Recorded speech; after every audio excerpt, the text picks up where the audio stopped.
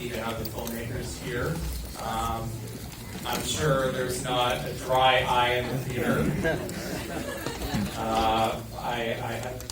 Yeah, you too. That's for you guys. Thank you guys so much.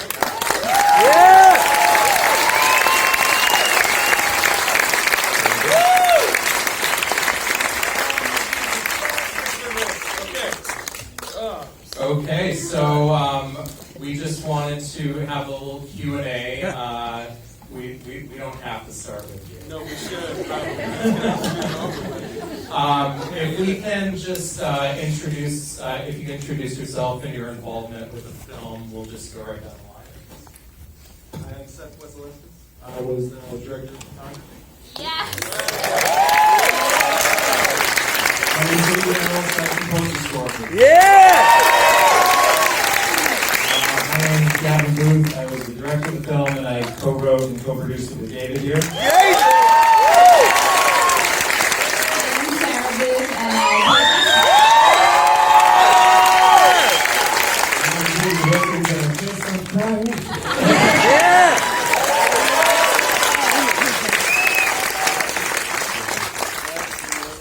Now, I have to say, when I watched this film, it was one of the most passionate, heartbreaking films I've seen in quite a while. And I think that's a testament, not just to the incredible script and cinematography and music, of course, but really just the performance of our incredible actors.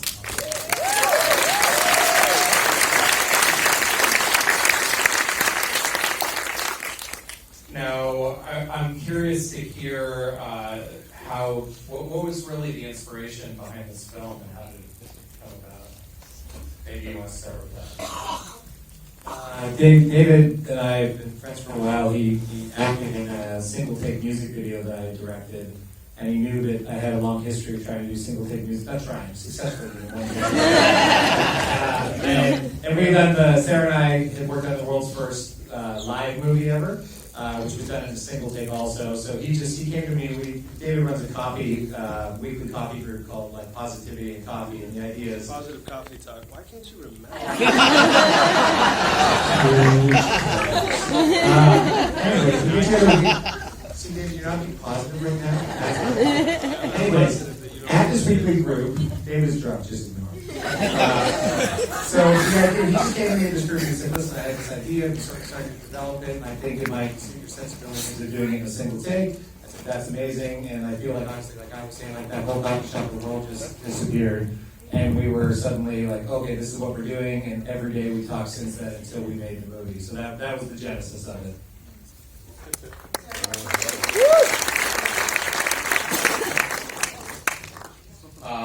Well, that's fantastic. A lot of collaborations start that way over a coffee, so it's very cool to see that.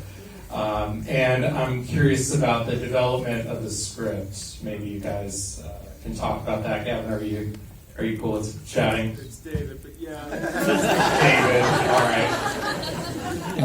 Yeah, so my friend Katie Featherston, who's in the audience. Katie, where are you? Where are you at? Stand up and be recognized. So, Katie, I'm gonna put you on the spot. So, Katie volunteers as at the Crisis Prevention Hotline. So, she's literally saving lives all the time. And she and I we were supposed to all get together with a group of friends to have dinner, and she was like her last night training, and that's what got me thinking about what an interesting scene this would be, and how much humanity it could provide to cinema. And I feel like from my own upbringing, everything I know is from movies.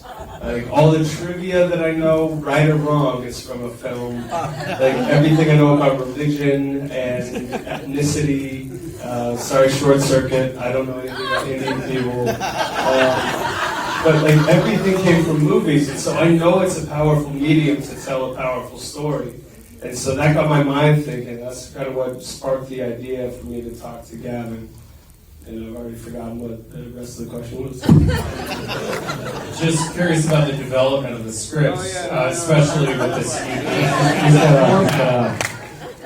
To David and I would get together as often as possible, and if nobody else is using writers, do it. If you're collaborating on a writing project, it works like Google Docs, where you can share the script back and forth. And we would get together, and we even did some sort of like soft rehearsals with Sarah and David, so we could just hear it out loud, and almost like table reads, and then just rework it. But the most interesting part of it, I think, is that a day before we started shooting the movie, we realized that it didn't work in a single take. Like, the story was good, but where we couldn't edit or make changes, and we decided the night before production began, in the middle of rehearsals, to rewrite the script, and handed Sarah and David 50 new pages of dialogue and said, "Get this right today."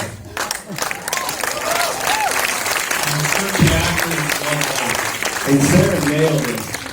She had 50 new pages and 11 drafts of the script in my head. So between the two of us, it's a miracle that anything actually ended up on the screen. Well, All the ums are real. We wrote those.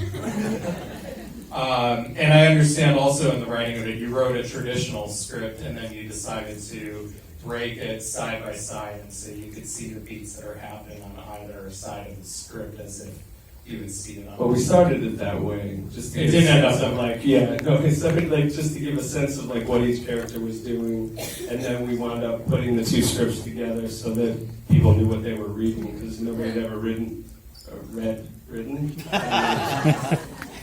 And nobody had ever read two scripts for the same film before, and so Gavin was afraid that if Paramount ever read it, they're not going to.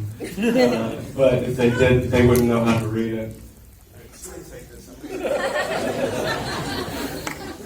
Would love to hear a little bit about how the music was composed.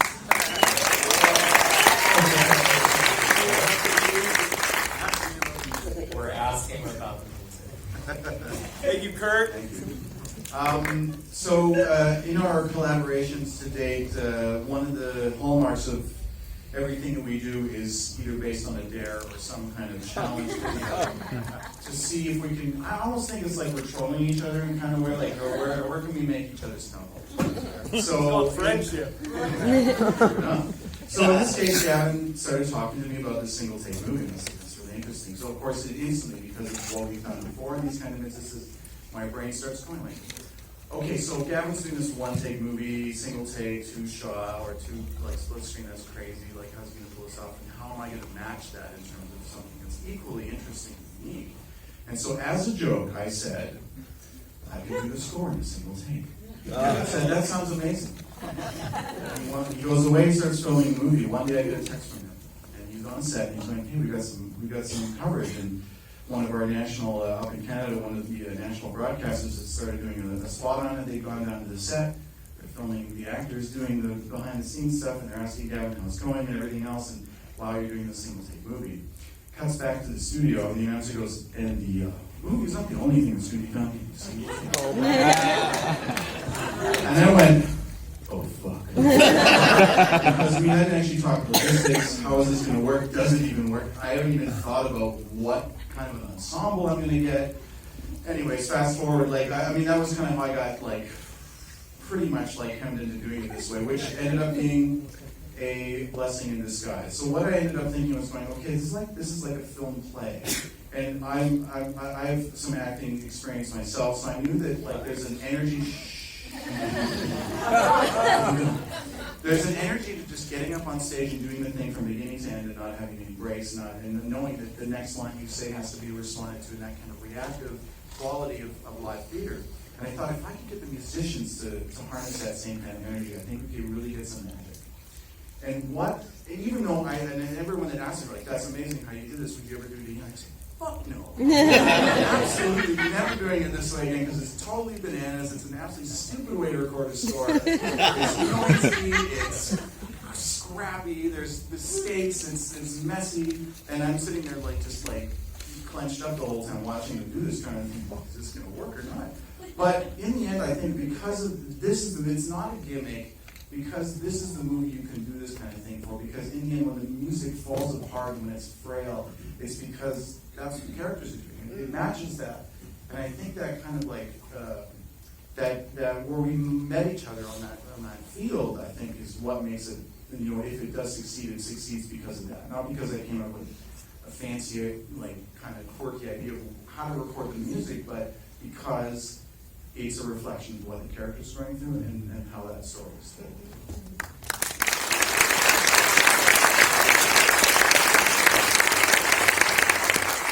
And I have to say, it really underscored everything so well and played perfect counterpoint, especially to the incredible performance from Sarah Booth. We'd love to hear a little bit about working on this film from you, Sarah, and what your experience was. Just anything?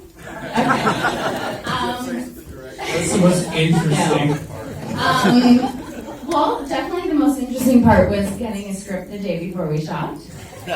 Which, I mean, we were in, knee deep in rehearsals anyways, so I kind of knew what was about to happen as it happened. But I think, honestly, the best part of this movie is that I was able to just kind of go back to what I did when I started acting, which is theater, which just brought it home for me. I mean, I love working on movie sets and film sets, like all day, every day, of course. But going back to just hearing action on a cell phone and just going for it was incredibly freeing. And also working with Gavin and David and Adrian and Seth and everyone on this film was just a very relaxing, I mean, as much as you would think this was a relaxing set, it was really relaxing because at the end of the day, if I totally fucked up, it didn't matter. You're with people that you love and that will be like, sure, let's just do another one. So it's very, very relaxing in a way. Very stressful and relaxing at the same time, but it was great.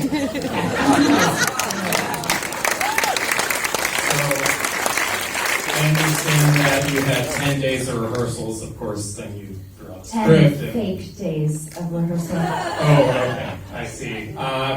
Did that, even though the script changed, before you actually went and filmed, did you feel like that prep work helped you find your character? Because you're, playing a single mother and you're trying to find, who's working a few jobs as a student, a janitor. Was all that in the original material? Did that evolve? And I'm curious, if that rehearsal time still helped you to inform your performance. Yeah, absolutely. Our rehearsal time was actually pretty fun because all three of us were in different parts of North America. So we would actually rehearse on the phone.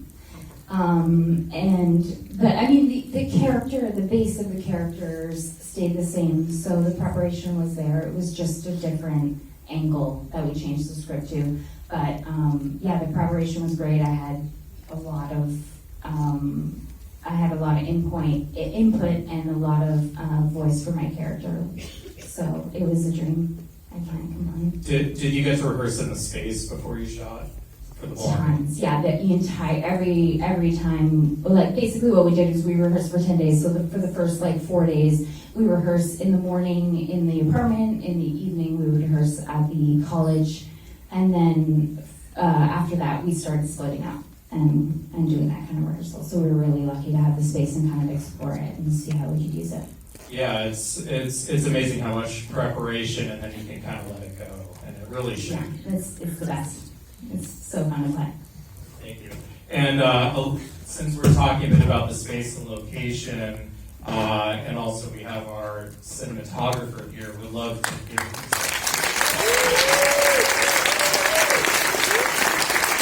So how close together, far apart were these locations? Because I understand you filmed simultaneously, and also what was it like lighting these sets where you had to bring a camera everywhere? Interesting. Okay. That's it. The sets were actually pretty close together. They're actually blocks apart, I think. We were lucky because the apartment was right there. So when Sarah's sitting out on the street at the end, if you look up, right over there, that's the apartment. The David's room. Yeah. Lighting it was a challenge. Luckily, Gavin and I have done a bunch of one-take stuff together before, and I generally, as a cinematographer, kind of like to light spaces before I'm really getting into nitty gritty like lighting for angles, so that kind of comes a little more naturally to me. But it was a huge challenge of hiding lights, and it was lots of rehearsals, and that's where the camera rehearsals came in. It's like, well, okay, we're gonna see here, like I know we can hide stuff up in this space. The apartment, luckily, like we got really decent cameras and good for low light, so a lot of the apartment set was actually used with practical lighting, and then it was sort of just a matter of shaping that, turning things off, putting little things. I think we only had an actual fixture, maybe in the bathroom, and then out on the porch, and everything else was just used with practical units that were shaped with black wrap or whatever else.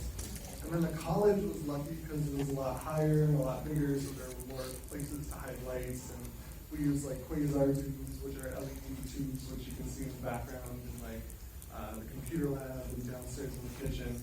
So there was a lot more opportunity to play with that and give lighting kind of a different shape throughout the spaces in there.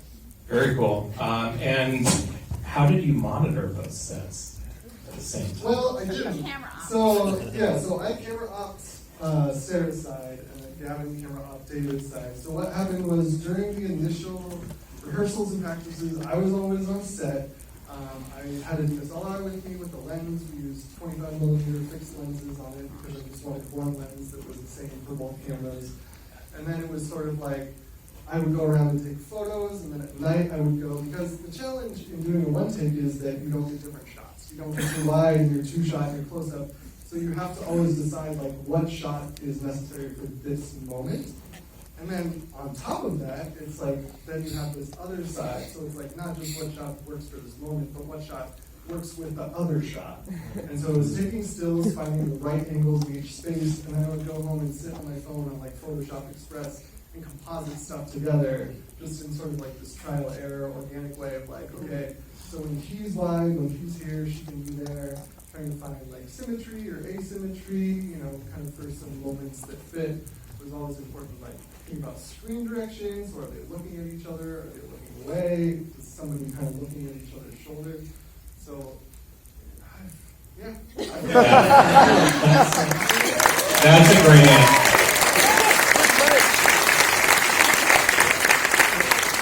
So it sounds like, Gavin, you put a lot of trust in your DP, which is fantastic, and it showed. I mean, really, both parts of the screen really matched, and incredible ways and moments, and you could tell that planning that you talked about really paid off. And so I understand that you shot this in 4 days, and it was the third day, fifth take that we saw. Nailed it. Is that the case? So maybe you could talk a bit about that process. I'm going to answer that, but I'm going to take 20 seconds before I forget. Tristan, if you're out here in the audience somewhere, stand up, please. There he is. Stand up. So this is Tristan. Just so you understand, Tristan is from my hometown of Windsor, Ontario, where we shot the movie. He reminds me of me. He's 17 years old. He's still in high school. He wanted to work on our movie so bad as an intern or a PA that he went to his principal and put together a whole proposal of how about I shoot overnight on this movie set? I don't come to school in the morning like everyone else. I'll catch up on all my homework. I'll still make football practice, and you'll never find me asleep in class. So Tristan came out and worked on every great work.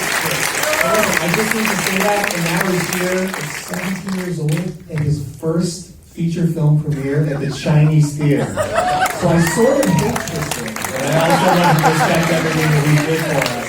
And I've never seen, I can say, he worked his ass off more than some of the hired crew that we had there. So I just want to give a very special shout out. Yeah, Tristan!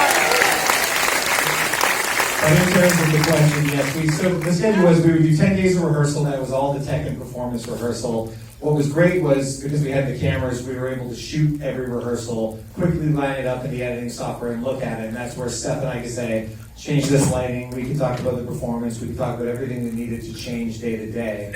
And then we had planned on having 4 days to shoot, where we would do the entire thing twice per night and have 8 takes at the end, and we would pick which one went. Day one, awesome first take, but still pretty rough because we had lots of things to figure out. So we said, let's not do the second take. Let's go home and rest, strategize, come back stronger tomorrow. The second day we did 2 takes, both which were good. We knew we could do better. Nobody was defeated. We came back the third day, we did our first take, and everybody felt, this is the movie. This is it. Maybe we can do better, but this is probably the movie. So we said, let's not do a second take tonight. Let's rest up. Let's come back tomorrow night and just try for one more.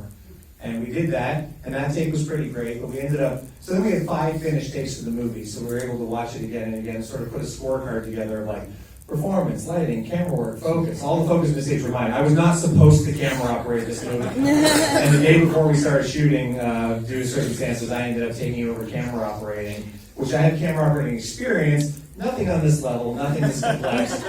So I thought I would always be the one to fail everybody every day. So that added pressure. But we settled on that take, so we had 5 finished takes. So there are 4 alternative versions of this movie that exist on a hard drive somewhere. Somewhere. In North Hollywood. So that was the process. Once we had the thing that was locked, then it was okay, Adrian, write your music, and that's how it went. Incredible. Well, let's give another round of applause. And I'm getting the wrap up sign, but do we have one question from the audience? I think I asked too many. Yes, sir. Yes, Chris, right here. You can just say, shout it out. Here? 20 minutes later, what's happening? Congratulations, what a wonderful film. I want to talk about the story, the inspiration, the message, the humanity that you shown, because it's so timely, important, the film, because we are caring more about pets on Facebook and on social media, rather than a human being on the other side of the line. So what do you think, or what was the inspiration, what was the goal? Because a lot of people are passing almost crisis and feel identified with this film. You know what I'm saying? So the humanity is enormous and the message is amazing. And congratulations.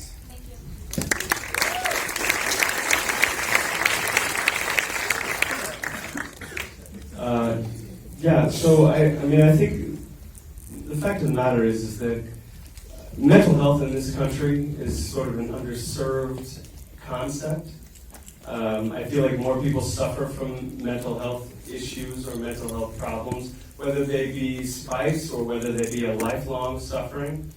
For me, actually, after, it was about 6 months after we ended filming this, I had to go back on antidepressants because I still couldn't come out of that character, that idea.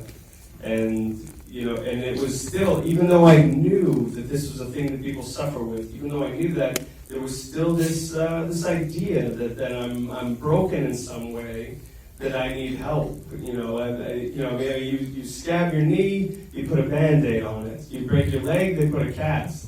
If something happens to you emotionally, nobody says anything. You bandage your head only if somebody's punched you in the face.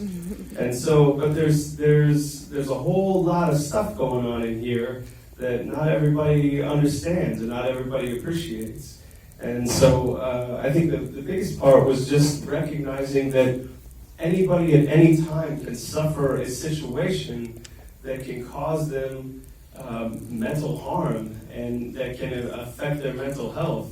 And there's nothing wrong with getting help. There's nothing wrong with seeking help. There's nothing wrong with calling somebody or talking to a friend, talking to a professional. There's nothing wrong with taking a medication, even if it's every day, even if it's, even if people are like, I don't know about that thing, because it works. It works for a lot of people. And it may take 7, 8, 10, 15 different tries to find the right one, but there's nothing wrong with recognizing a mental health problem and trying to find the fix and find the thing that makes you feel better, that makes you feel closer to normal.